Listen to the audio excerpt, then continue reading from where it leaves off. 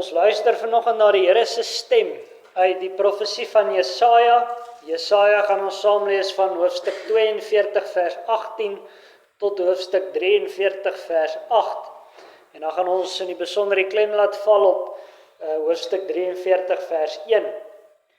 En soos ons dan nou hierdie gedeelte saam lees, kan ons so lank beginne luister na die wending tussen hoofstuk 42 en hoofstuk 43. Ons gaan in die besonder daarop fokus ook in die woordbediening. Ons luister dan saam na die woord van die Here, Jesaja 42 van vers 18 af. Hoor julle dowes en kyk julle blindes om te kan sien. Wie is blind buiten my knegg en doof soos my boodskapper wat ek stuur? Wie is blind soos die vertroude vriend en blind soos die knegg van die Here? Jy het wel baie dinge gesien, maar daar geen ag op gegee nie. Die ore oop gehad, maar jy hoor nie. Dit het die Here behaag, terwille van sy geregtigheid om die onderwysing groot en heerlik te maak. En tog is dit 'n beroofde en geplunderde volk. Hulle is almal gebonde in kerkers, verborge in gevangenisse. Hulle het 'n buit geword sonder dat iemand red, 'n plundering sonder dat iemand sê gee terug. Wie onder julle luister na hierdie dinge? Wie merk op? Hoor dit ook vir die toekoms. Wie het Jakob oorgegee as 'n plundering en Israel aan die berowers? Is dit nie die Here teen wie ons gesondig het nie? En hulle wou in sy weë nie wandel nie, en het na sy wet nie geluister nie. Daarom het hy oor hulle uitgestort die gloed van sy toorn en die geweld van die oorlog. En dit het hulle rondom aan die brand gesteek, maar hulle het dit nie bemerk nie. En dit het hulle gebrand, maar hulle het dit nie ter harte geneem nie. Maar nou, so sê die Here jou skepper, o Jakob, en jou formeerder, o Israel, wees nie bevrees nie, want ek het jou verlos, ek het jou by jou naam geroep, jy is myne. As jy deur die water gaan, is ek by jou, en deur die riviere, hulle sal jou nie oorstroom nie. As jy deur vuur gaan, sal jy jou nie skroei nie, en die vlam sal jou nie brand nie. Want ek is die Here, jou God, die Heilige van Israel, jou heiland. Ek het Egipte gegee as losprys vir jou, Kus en Seba in jou plek, omdat jy kostelik is in my oë, hooggeag is en ek jou liefhet. Daarom gee ek mense in jou plek en volke vir jou lewe. Wees nie bevrees nie, want ek is met jou. Ek sal jou geslag van die ooste af aanbring en jou versamel van die weste af. Ek sal sê aan die noorde gee en aan die suide hou nie terug nie. Bring my seuns van ver en my dogters van die einde van die aarde af. Elkeen wat na my naam genoem is en wat ek geskape het tot my eer, wat ek geformeer, wat ek ook gemaak het. Bring uit die volk wat blind is en tog oë het en die dowes wat ore het. Ons hoor dit weer vers 1, ons fokusgedeelte. Maar nou, so sê die Here jou skepper, o Jakob, en jou formeerder, o Israel, wees nie bevrees nie, want ek het jou verlos. Ek het jou by jou naam geroep. Jy is myne.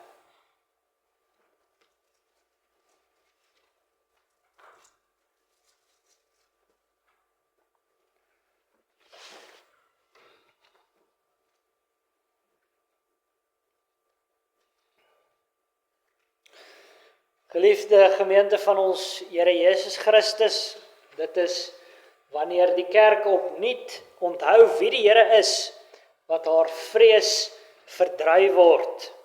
Dit is wanneer sy haar bruidegom beter leer ken, dat die bruidskerk rus het in die toekoms. Die Here self, sy beloftes, sy genadebewyse dryf die wanhoop en die vrees uit die kerk se gemoed weg. En vir die Ou Testamentiese kerk in ons skrifgedeelte was daar inderdaad baie rede tot wanhoop en vrees. Jesaja het hierdie gedeelte geskryf vir die Joodse ballinge in Babel. En alhoewel die ballingskap nog nie in sy tyd plaasgevind het nie, het die Heilige Gees hom geïnspireer om vooruit vir hierdie ballinge te skryf. En in hierdie gedeelte van Jesaja troos die Here dan hierdie volk wat wel vanweë hulle eie sonde in ballingskap sou wees. Hy troos hulle te midde van wanhoop, te midde van vrees, te midde van hulle sonde. Ons het in hoofstuk 42 aangaande die toestand van Juda gehoor. Wie het Jakob oorgegee as 'n plundering en Israel aan die berowers? Is dit nie die Here teen wie ons gesondig het nie? En hulle wou in sy weë nie wandel en het na sy wet nie geluister nie. Daarom het hy oor hulle uitgestort die gloed van sy toorn en die geweld van die oorlog. En dit het hulle rondom aan die brand gesteek, maar hulle het dit nie bemerk nie. En dit het hulle gebrand, maar hulle het dit nie ter harte geneem nie. Juda sit in ballingskap as gevolg van hulle sonde. Die Here het sy heilige woede, sy verbondstig oor hulle uitgegiet. Hy het lank tevore sy wet, die stipulasies van sy verbond aan hulle voorgehou. Hy het ook vir hulle vooruit gesê wat sal gebeur as hulle ander gode dien. En hulle het inderdaad deur die eeue ander gode gedien. En dit wat die Here gesê het gaan gebeur, het inderdaad ook gebeur. En nou is die ou kerk se situasie moedeloos. Hulle het die land wat hulle as vervulling van die Here se beloftes ontvang het, verloor. Die tempel van die Here sou verwoes word. Hulle uitsig op die toekoms sou teen hierdie tyd baie bleek gewees het. Hulle is oorgegee aan die vreemde heidense heerskappy van die Babiloniërs. En nou kan hulle ook nie eers iemand anders blameer vir hierdie toestand nie. Ons skrifgedeelte sê duidelik, hulle is daarin as gevolg van hulle sonde. Vir hulle situasie en vir hulle toekomsverwagting om omgekeer te word, is daar dus iets nodig wat onmoontlik lyk. Die ballingskap self moet omgekeer word. Dit sou vir die volk onmoontlik lyk. Hulle het ver van Jerusalem af gesit, honderde kilometers. Die sonde wat hulle daar gebring het, dit wat in die pad was in hulle gemeenskap met die Here sou ook weggevat moet word. En dit lyk net so onmoontlik. Dalk selfs nog meer onmoontlik.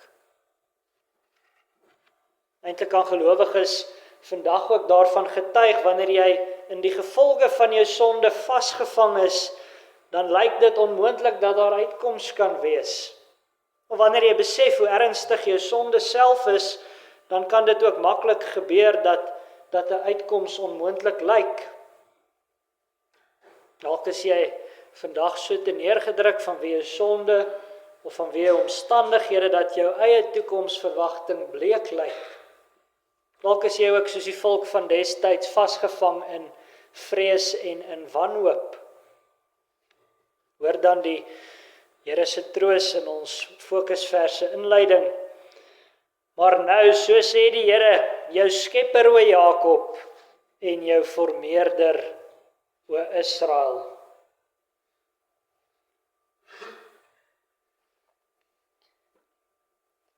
Hierdie donker, duistere plek waar die volk se sonde hulle gebring het, klink die Here se woorde, maar nou.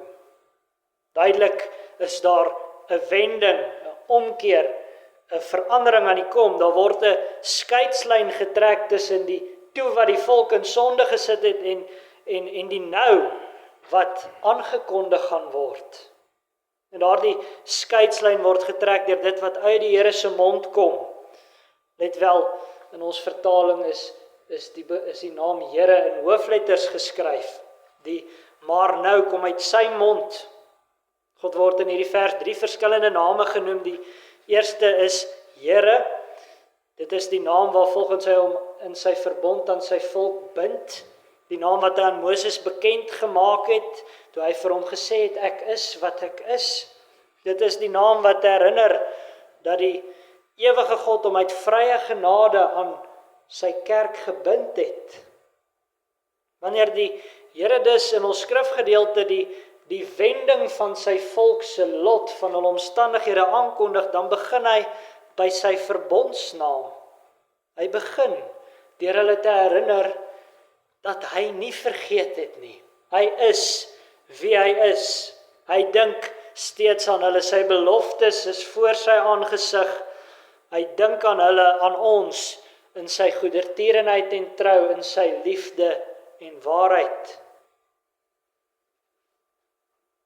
Meer nog, hy noem homself dan ook sy volk se skepper. Die Here wat sy ewige genadeverbond met sy volk opgerig het, is ook die een wat hulle in bestaan gebring het. Nou die woordjie wat hier in die oorspronklike taal vir skep gebruik word, sê eintlik nog iets meer. Die Here sê daardeur dat hy sy volk as iets niets in bestaan gebring het.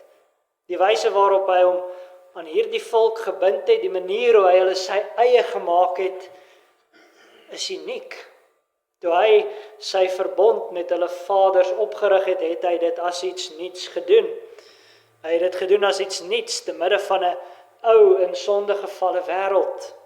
Daarom sê hy ook in Eksodus 34 vers 10, kyk, ek sluit 'n verbond voor jou hele volk sal ek wonders doen, soos daar op die hele aarde en onder al die nasies nie geskape is nie, sodat die hele volk onder wie jy is, die werk van die Here kan sien, want verskriklik is dit wat ek aan jou gaan doen.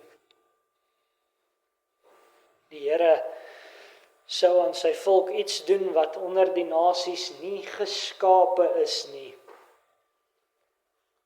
Tog stop die Here dan nog nie by hierdie naam van skepper nie. Hy het sy volk as iets niets in bestaan gebring, maar hy herinner ook sy volk dat hy hulle formeerder is. Dit is hy wat hulle na sy wil gevorm het. Dit is hy wat hulle volgens die vorm van sy ewige raad gevorm het. Sy gedagtes aangaande die toekoms van hemel en aarde, dit wat hy vir hemel en aarde bestem, het in hulle as sy kerk vorm gekry. Dis hy wat hulle nou gaan toespreek. Dit is hy wat vir hulle sê, maar nou. Die skeidslyn tussen hulle sondebevlekte verlede en dit wat nou gaan gebeur, word getrek deur die Here, hulle skepper en formeerder. Hoe troosryk is dit nie? Hy wat sy verbond onthou, wat die volk as iets niets op die aarde gestel het, sy ewige gedagtes in hulle gerealiseer het, hy is die een wat nou hulle lot gaan omkeer. Sien jy broer en suster, hoe die volk se treurige toestand, hoe hulle wanhoop reeds aangespreek word nog net in wie die Here is. Sien jy daarin hoe jou eie wanhoop en dalk treurige toestand aangespreek word. Sien jy hoe die kerk van vandag se wanhoop en treurige toestand aangespreek word. Want vandag kan ons inderdaad ook sê dat die Here ons verbondsgod is. Hy het homself in Jesus Christus aan ons gebind. Jesus het sy goedertierenheid en trou, sy liefde en waarheid vir ons vir ewig vasgemaak. Die Here se beloftes aan ons is altyd deur voor hom in Jesus ons middelaar. En ons kan ook vandag steeds sê dat hy ons skepper is, hy het ons in bestaan gebring, maar hy het ons ook uiteindelik as iets niets in bestaan gebring. Het dit immers al ooit gebeur dat 'n koning vir al die sondes van sy volk betaal? Het dit immers al ooit gebeur dat 'n koning vir sy volk die dood oorwin? Dit het beslis nêrens en in niemand anders gebeur as in Jesus Christus op Golgotha nie. Daardeur het hy werklik die kerk as iets niets op die aarde gestel, iets wat breek met die ou wêreld wat aan die sonde en die verganklikheid uitgelewer is. Daarin het Christus die Here se ewige gedagtes aangaande die kerk laat vorm kry. En dit doen hy steeds deur sy kerk tans deur sy gees en woord na hom toe te trek, deur hulle te vergader en te bewaar. Dit is die Here wat ons toespreek. Dit is hy wat vir elkeen van ons wat die donkerte van sonde, vrees en wanhoop ken, kom sê, maar nou. Wat is dit wat hy uiteindelik sê? Ons hoor in die tweede deel van ons fokusvers, wees nie bevrees nie, want ek het jou verlos. Ek het jou by 'n naam geroep. Jy is myne.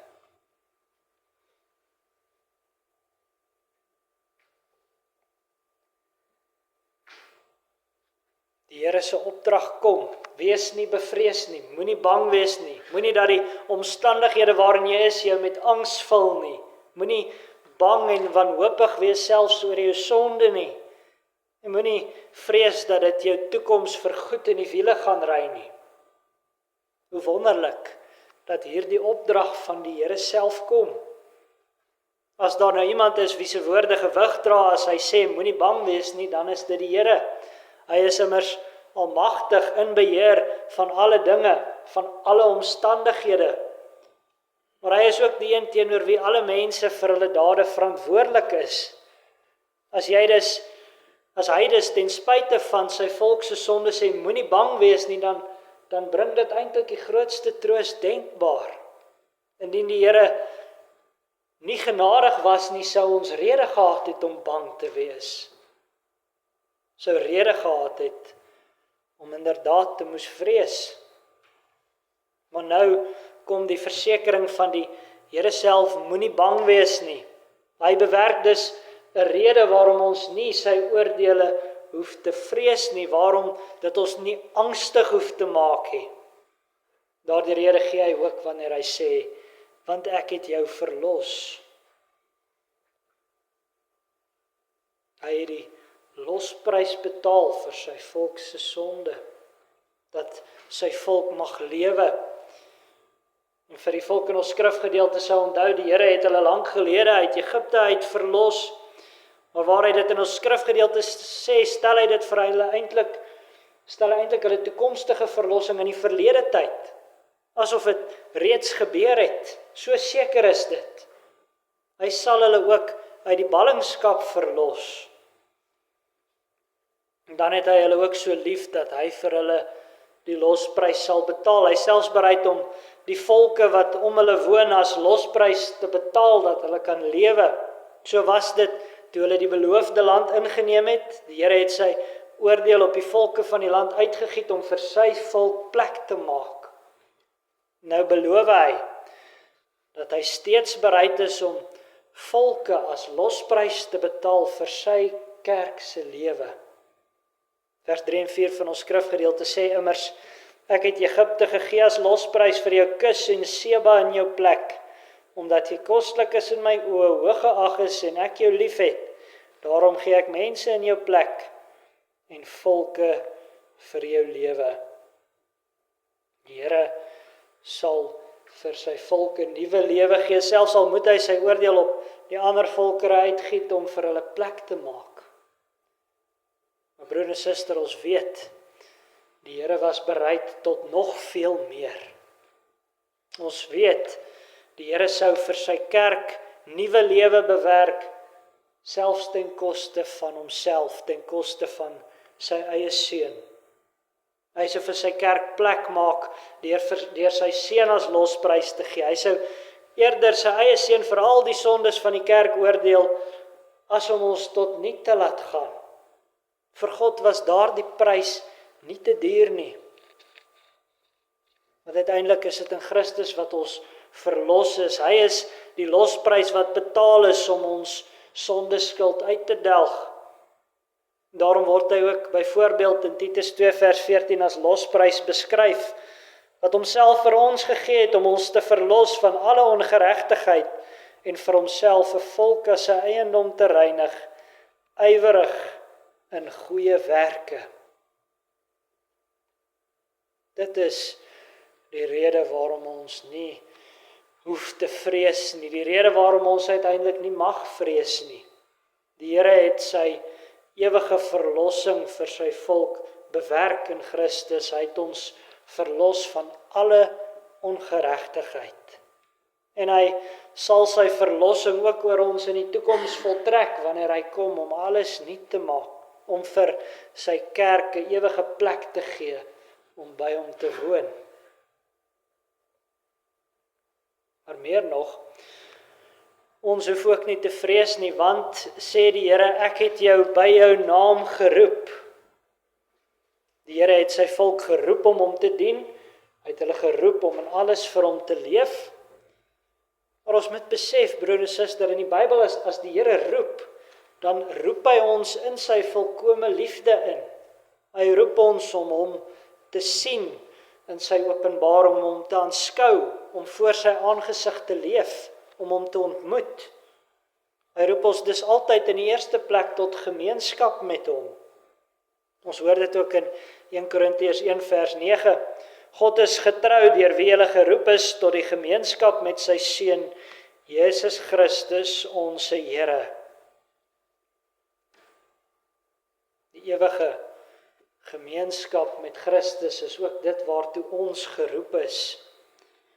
Maar dan hoor ons ook in ons skrifgedeelte, God het die volk op hulle naam geroep. Dit sien ons waar hy sy volk aanspreek as Jakob en Israel. Dis intiem, dis persoonlik. Sy roeping uit die duisternis tot die lig het persoonlik gekom. Dan lees ons in vers 7 van ons skrifgedeelte aangaande die Here se kerk dat hulle ook nog bekend is as elkeen wat na my naam genoem is. Die Here het dus elkeen wat op die naam geroep is, ook na sy naam laat noem. Dit is geweldig, broer en suster. Dit beteken, die Here het wie hy is gebind aan wie jy is. Hoe ontsaglik is dit nie? Daarom ook die laaste woorde van ons fokusvers. Jy is myne. Die Here se volk moes in die ballingskap met hierdie woorde getroos word. Die feit dat die Here nog steeds al hierdie dinge van hulle kon sê, ten spyte van hulle sonde, moes hulle vrees vir die toekoms verdryf. Daar is vir jou toekoms immers geweldige implikasies as die Here sê dat hy jou verlos het en dat jy aan hom behoort. Iets daarvan hoor ons in vers 2 van ons skrifgedeelte. As jy deur die water gaan, is ek by jou, en deur die riviere, hulle sal jy nie oorstroom nie. As jy deur vuur gaan, sal jy jou nie skroei nie, en die vlam sal jou nie brand nie. Die Here beloof nie dat daar nie vuur of water sal wees nie. Hy beloof wel dat hy naby sy volk sal wees in dit alles. Hy sal hulle bewaar wanneer die chaos hulle wil insluk. Hy sal hulle bewaar teen verwoesting. In God se nabyheid lê die kerk se behoud. So is dit ook vir ons, broer en suster, as die Here sê dat ons aan hom behoort ten spyte van ons sonde, dan kan ons verseker wees dat hy by ons sal bly. Hy sal deur sy Heilige Gees in ons teenwoordig wees. Deur sy krag sal ons elke storm kan trotseer. Deur sy krag sal ons te midde van wêreldse verwoesting staande kan bly. Dit is die Here se belofte aan sy kerk. Dit is ook in die besonder sy belofte aan elkeen van ons wat in sy naam gedoop is. Want ons moet inderdaad besef, ons is deel van die elkeen wat na sy naam genoem is. Ons is immers in die naam van God drie-enig gedoop. Hy het daardeur vir ons gewys dat hy hom in al sy wonderlike beloftes aan ons bind. Hy het daardeur vir ons gewys dat hy hom aan elkeen van ons persoonlik bind. So kom jou eie naam ook by die doop genoem word. Dis jy wat in die naam van die Vader, Seun en Heilige Gees gedoop is. As jy die beloftes wat die Here daar aan jou gemaak het glo, dan het jy geen rede om te vrees nie. Nou broer en suster, dit leer ons uiteindelik van die Here in sy woord. Die teenoorgestelde van vrees is nie vreesloosheid nie. Die teenoorgestelde van vrees is vertroue. As ons die Here se beloftes glo, as ons vertrou dat dit wat die Here sê van onsself waar is, dan word ons vrees verdryf. So neem maar 'n tyd om te dink oor die dinge wat jou bevrees maak, wat jou dalk angstig maak. Is dit omstandighede, dalk die oorloë en gerugte van oorlog in die wêreld, waarheen dit alles op pad is, dalk die toekoms van ons volk, dalk die toekoms van die kerk, die geloof van jou kinders en jou kleinkinders, of dalk die mees vreesaanjaende toekomsbedreiging, jou eie sonde. God se verlossing, sy roeping, sy nabyheid is genoeg om jou daarvoor te versterk. So broer en suster, wat verwag jy uiteindelik van die kerk, die Here se gelowiges se toekoms? Sonde en teëspoed, selfs klein geloof kan maklik ons verwagting verduister, dit donker maak. Maar teenoor verwagtinge wat in vrees vasgevang is, staan die Here, jou skepper en vormeerder se woorde. Teen wanhoop staan God se verlossing, daardie verlossing wat hy persoonlik vir sy kinders bestem het. Hou daarom in jou verwagting vas aan die woorde van Jesaja 43 vers 18 tot 21, waar die Here sy volk beveel: dink nie aan die vorige dinge nie en slaan geen ag op wat vroeër gebeur het nie. Kyk, ek gaan iets nuuts maak. Nou sal dit uitspruit. Sal julle dit nie merk nie? Ja, ek maak 'n pad in die woestyn, riviere in die wildernis, die wilde diere van die veld sal my eer, die jakkalse en die volstruise, want ek gee waters in die woestyn, riviere in die wildernis om my volk, my uitverkorene te laat drink. Die volk wat ek vir my geformeer het, hulle sal my lof verkondig. Amen.